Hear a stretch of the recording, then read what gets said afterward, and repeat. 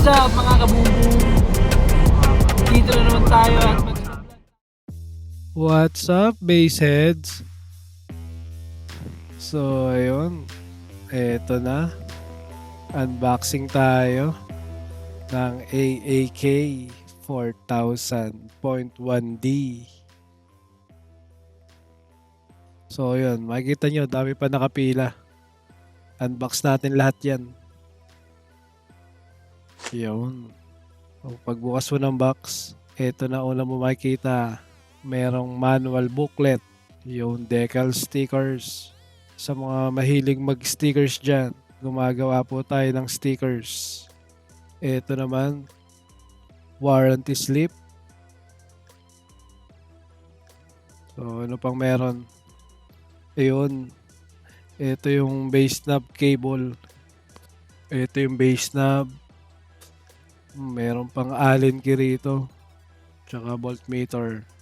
So, alisin muna natin to dito. Uy, grabe. Napakabigat oh. Alisin muna natin yung box.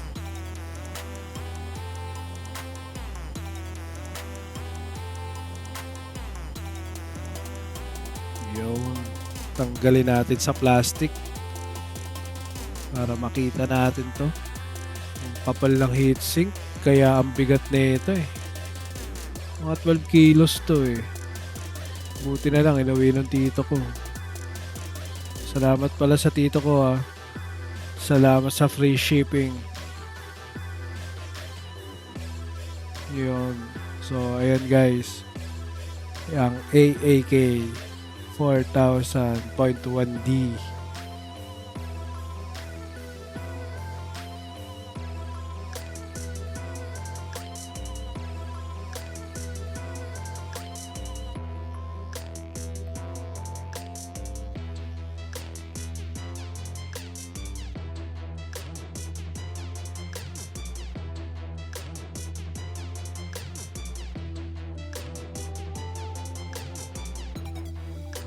Yun, closer look guys. So, ito yung base knob cable. Medyo malaki yung wire niya eh. RJ45. Hindi siya yung kagaya nung usually na pang telepono. So, ayun.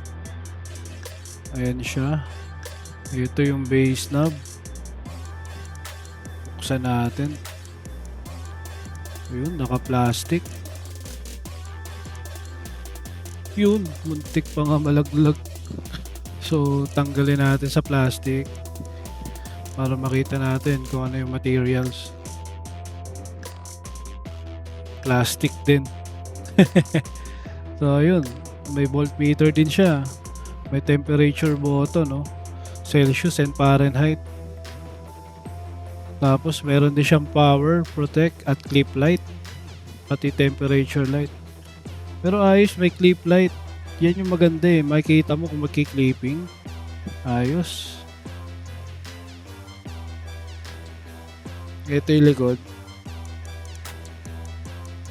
Yan. Diyan natin ikakabit yan.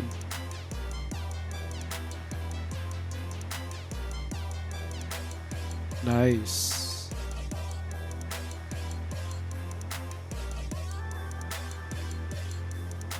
So, ito yung Allen key kasama sa amp to. Ano pa? Yun. Ito yung sticker. Teka, medyo wala sa focus eh. Basta, gumagawa tayo ng stickers ha. PM lang kayo sa akin.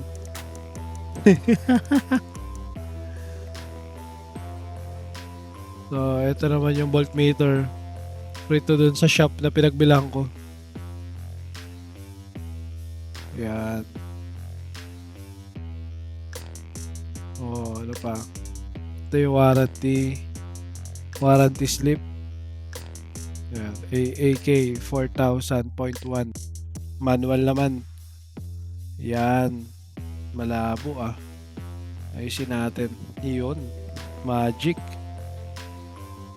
So, ayan. Tanggalin natin sa plastic.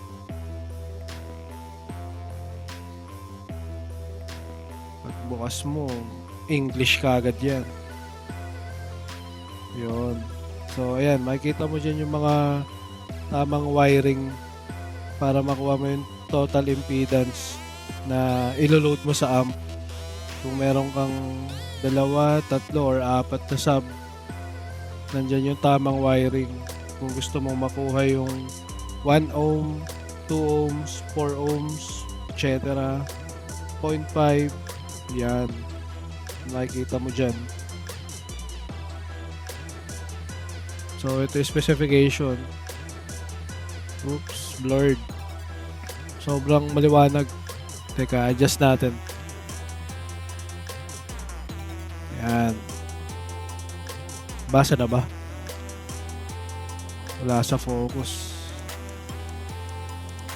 Yun. So, ayun.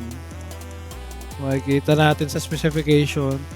Merong RMS sa 4 ohms na 1,350. Meron sa 2 ohms na 2,500. And sa 1 ohm, 4,000 watts. So, ayun. Pati yung mga maliliit na detalye, nandiyan na din yan.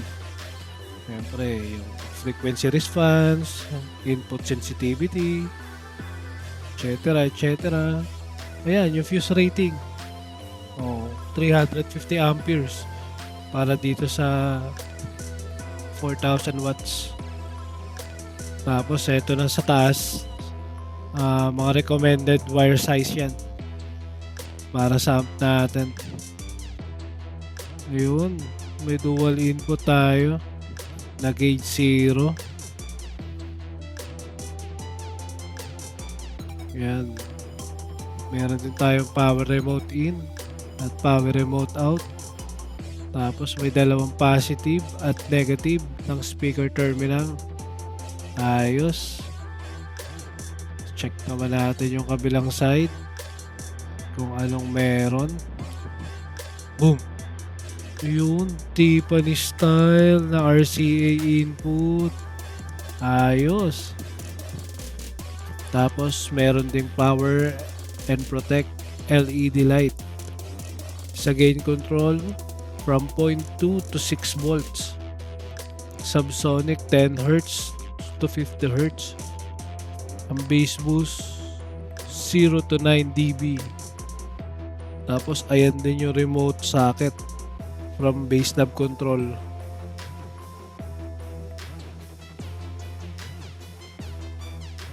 Ayan, low pass filter 35 to 250 Hz. Sa phase 0 to 180 degrees. May clip limit button pa. So protection to from clipping. So pag naka-on yan, nililimit niya lang yung clipping yung power para hindi mag-clipping. Pero kung gusto mo ng konti pang juice, i-off mo yan, pero delikado na.